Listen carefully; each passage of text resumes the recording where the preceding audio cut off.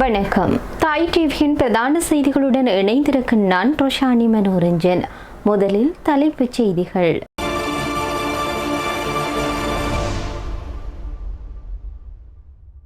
காணாமல் ஆக்கப்பட்டோர் விவகாரத்திற்கு நீதி நிலைநாட்டப்படும், அரசு தரப்பு உறுதி. பொருளாதார நெருக்கடியில் சிக்கியுள்ள மைத்திரி. மஹிந்த தரப்பினரை பாதுகாக்கும் நோக்கம் தனக்கு கிடையாது. திலித் ஜெயவீர திட்டவட்டம். சிறைக்குள் சாலை நடத்தும் அர்த்தமற்ற நாடகம். அமைச்சர் வெளியிட்டுள்ள தகவல். இஸ்ரேலிய படைகளுக்கு விடுக்கப்பட்டுள்ள அவசர எச்சரிக்கை. ஈரானுக்கு மீண்டும் கடும் எச்சரிக்கை விடுத்துள்ள ட்ரம்ப். இனி விரிவான செய்திகள்.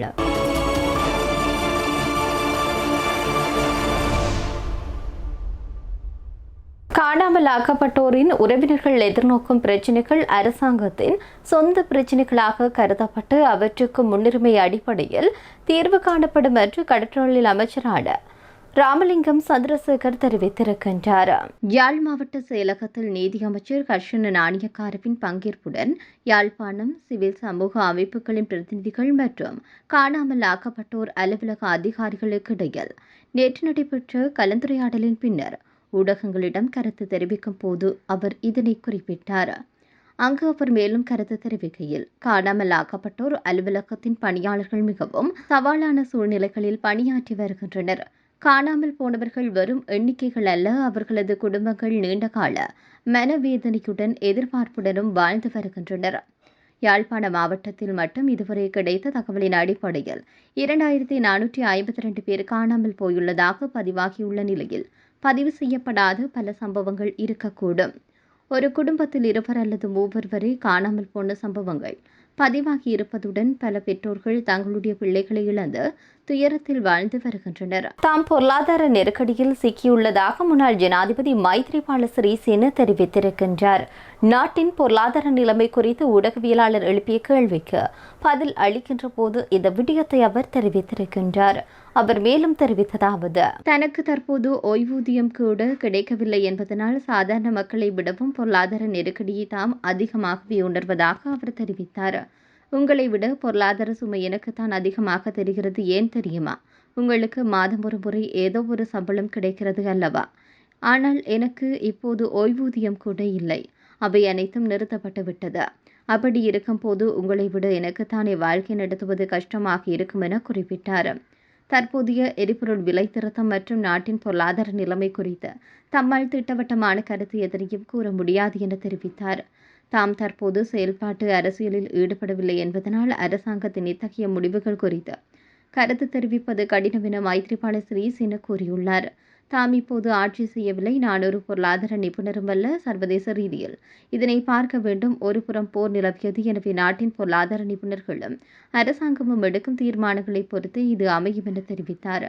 யார் நாட்டை வழிநடத்தினாலும் பரவாயில்லை. மக்களுக்கு ஒரு நல்ல பொருளாதாரத்தை உருவாக்கி வறுமையை குறைத்து பிள்ளைகளுக்கு ஒரு நல்ல நாட்டை உருவாக்கினால் அதுவே போதுமானது என மைத்ரிபால சிறிசேன தெரிவித்தார். பலரை சிறையில் அடைப்பதன் மூலம் மட்டுமே ஒரு நாடு ஒருபோதும் முன்னேற்றம் அடைய முடியாது என்றும் அதற்கு பதிலாக முறையான திட்டமிடப்பட்ட வேலை திட்டமே நாட்டிற்கு அவசியமானது என்று சர்வஜன அதிகாரம் கட்சியினுடைய தலைவரும் நாடாளுமன்ற உறுப்பினருமான திலித் ஜெயவீர தெரிவித்திருக்கின்றார். நேற்றைய தினம் நடைபெற்ற நிகழ்வொன்றில் கலந்து கொண்டு கருத்து தெரிவிக்கின்ற போது இந்த விடயத்தை அவர் தெரிவித்திருக்கின்றார். அவர் மேலும் தெரிவித்ததாவது, தற்போதைய அரசானது நாட்டை கட்டியெழுப்பும் பிரதான வழியாக கைது நடவடிக்கைகள் மற்றும் சிறை தண்டனைகளை மட்டுமே கருதும் நிலை காணப்படுகின்றது. குற்றச்சாட்டுகள் உள்ளவர்கள் மீது சட்டப்படி நடவடிக்கை எடுக்க வேண்டும் என்பதில் மாற்று கருத்து இல்லை. எனினும் அதனை அரசியல் மேடைகளில் கூச்சலிட்டு முன்னிறுத்துவதன் மூலம் நாட்டின் அடிப்படை பிரச்சினைகளுக்கு தீர்வு காண முடியாது. நாம் எடுக்கும் ஒவ்வொரு நடவடிக்கையின் போதும் அதனால் நாட்டிற்கும் குறிப்பாக இளைய தலைமுறைக்கும் கிடைக்கும் பயன் என்ன என்ற கேள்வி எழுப்பப்பட வேண்டும். நான் இங்கு எந்த ஒரு தனிப்பட்ட அரசியல் நபரையும் பாதுகாக்கும் நோக்கில் இந்த கருத்துக்களை முன்வைக்கவில்லை. நாட்டின் எதிர்கால வளர்ச்சியை மையமாக கொண்டே என்னுடைய நிலைப்பாட்டை வெளிப்படுத்துகின்றேன். முன்னாள் ஜனாதிபதி மஹிந்த ராஜபக்ஷ அல்லது அவருடன் இருந்த அரசியல் தரப்பினர் மீது மேற்கொள்ளப்படும் நடவடிக்கைகள் குறித்து நான் பேசுவது அவர்களை பாதுகாப்பதற்காக அல்ல. மாறாக இவ்வாறான பழிவாங்கல் நடவடிக்கைகள் மூலம் நாட்டை திசை திருப்பும் தற்போதைய அரசியல் அணுகுமுறைகள் சரியானது அல்ல என்பதே எனது உறுதியான நிலைப்பாடு. எனவே நாட்டை முன்னேற்றுவதற்கு வெறுமனவே கைது நடவடிக்கை மட்டும் போதாது. பொருளாதார, சமூக மற்றும் அரசியலில் துறைகளில் தெளிவான திட்டமிட்ட வேலை திட்டங்களை முன்னெடுப்பதே நாட்டின் உண்மையான முன்னேற்றத்திற்கு அடிப்படையாகும் என தெரிவித்தார். சுரேசாலைவினுடைய உணவு தவிர்ப்பு போராட்டம் என்பது முற்றிலும் அர்த்தமற்றது. ஒரு முன்னாள் புலனாய்வு பிரதானியாக இருந்து கொண்டு குற்றவாளிகளை பாதுகாக்க வேண்டிய தேவை இருந்திருக்க கூடாது என சுகாதார மற்றும் வெகுஜன ஊடக அமைச்சரான நலிந்து ஜேதிச தெரிவித்திருக்கின்றார்.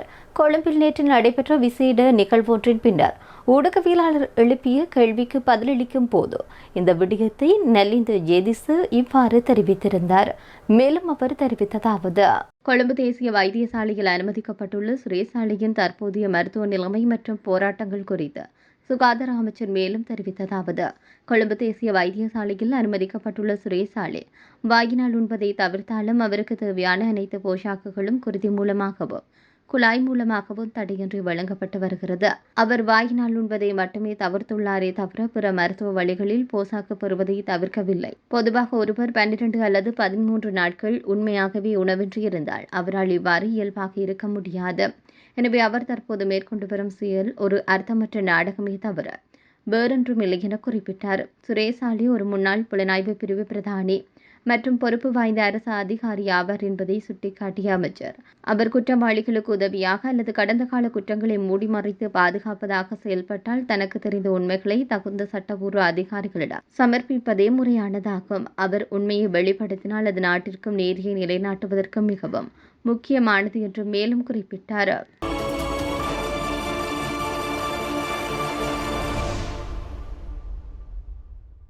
லெபனானின் அறிவிக்கப்பட்டுள்ள தற்காலிக போர் நிறுத்தம் மிகவும் பலவீனமாக உள்ளதனால் கிஸ்புல்லா அமைப்புடன் மீண்டும் போர் வெடிப்பதற்கான சாத்தியக்கூறுகள் எதிர்கொள்ள இஸ்ரேலிய படைகள் எந்நேரமும் முழு போர் தயாராக இருக்க வேண்டும் என்று எச்சரிக்கப்பட்டிருக்கிறது.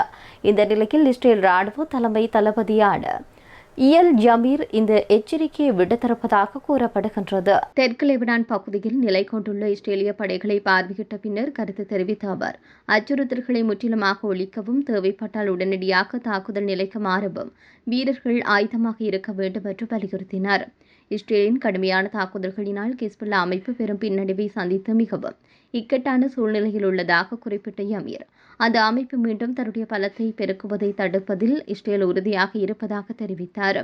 அமெரிக்க மற்றும் ஈரான் இடையிலான பேச்சுவார்த்தைகளின் அடிப்படையில் தெற்கு லெபனானில் இருந்து இஸ்ரேலிய படைகளை விலக்கிக் கொள்ளுமாறு சர்வதேச அழுத்தங்கள் அதிகரித்து வரும் நிலையில் இஸ்ரேல் தனது எல்லை பாதுகாப்பு மற்றும் தாக்குதல் தயார் நிலையில் தீவிரப்படுத்தியுள்ளமை இதன் மூலம் தெளிவாகிறது என குறிப்பிடப்பட்டுள்ளது. அமெரிக்க ஜனாதிபதி டொனால்ட் ட்ரம்ப் ஈரானுடன் உடன்பாடு எட்டப்படாவிட்டால் உலகின் மிக முக்கியமான எண்ணெய் போக்குவரத்து வழித்தடமான ஹார்முஸ் நீரிணை மீது அமெரிக்கா கட்டுப்பாட்டை ஏற்படுத்தக்கூடும் என எச்சரித்திருக்கின்றார். தேவைப்பட்டால் ஹார்முஸ் நீரிணையை நாங்கள் கைப்பற்றுவோம். ஈரான் ஒப்பந்தத்தில் கையெழுத்திடாவிட்டால் அங்கு செல்லும் கப்பல்களிடமிருந்து கட்டணமும் வசூலிப்போம் என ட்ரம்ப் மேலும் தெரிவித்திருக்கின்றார். ஈரானிய அரசு ஊடகங்கள் வெளியிட்டுள்ள தகவலின்படி லெபனானில் போர் நிறுத்த ஒப்பந்தம் மீறப்பட்டதாகவும் போரை முடிவுக்கு கொண்டுவரும் ஆரம்ப உடன்பாட்டின் முதல் நிபந்தனையை அமெரிக்கா நடைமுறைப்படுத்த தவறியதாகவும் குற்றம் சாட்டிய ஈரானிய ராணுவ தலைமையகம் ஹார்முஸ் நீரிணையை மூட நடவடிக்கை எடுக்கப்படலாம் என அறிவித்தது. ஈரானுக்கு எதிராக அமெரிக்கா மீண்டும் ராணுவ நடவடிக்கைகளை மேற்கொள்ளலாம் என ட்ரம்ப் மறைமுகமாக எச்சரித்தார். மேலும் அமெரிக்க துணை ஜனாதிபதி ஜேடி வான்ஸ் தலைமையிலான குழுவும் பேச்சுவார்த்தை நடத்தி வரும் ஈரான் பிரதிநிதிகளும் கடும் எச்சரிக்கை விடுத்தனர். ஹார்முஸ் நீரிணையை மூடினால் உங்களுக்கென ஒரு நாடு இருக்காது, உங்கள் நாட்டிற்கே திரும்பிச் செல்ல முடியாத நிலை ஏற்படும் என தாம் ஈரானிய அதிகாரிகளிடம் கூறியதாக ட்ரம்ப் தெரிவித்தார். மேலும் ஹார்முஸ் நீரிணை வழியாக செல்லும் எண்ணெயில் 20% அமெரிக்கா பெறும் வகையில் அந்த நீர்நிலையின் பாதுகாவலராக அமெரிக்காவே செயல்பட முடியும் என்ற தனது நிலைப்பாட்டையும் அவர் மீண்டும் வலியுறுத்தினார். அதேவேளை லெபனானில் செயற்படும் ஈரான் ஆதரவு ஆயுத குழுக்களை பற்றியும் ட்ரம்ப் எச்சரிக்கை விடுத்துள்ளார். லெபனானில் பிரச்சனைகளை ஏற்படுத்தும் ஈரானிய பிரதிநிதிகள் குழுக்கள் உடனடியாக தங்கள் நடவடிக்கைகளை நிறுத்த வேண்டும், இல்லை என்றால் கடந்த வாரத்தை விட இன்னும் கடுமையாக ஈரானை தாக்குவோம் என ட்ரம்ப் தன்னுடைய சமூக ஊடகத்தில் வெளிப்படுத்தினார். ட்ரம்பின் இந்த கருத்துக்கள் மத்திய கிழக்கில் ஏற்கனவே நிலவி வரும் பதற்றத்தை மேலும் அதிகரிக்கக்கூடும் என அரசியல் ஆய்வாளர்கள் எச்சரித்துள்ளனர். இத்துடன் தாய் டிவியின் பிரதான செய்திகள் நிறைவடைகின்றன. நன்றி.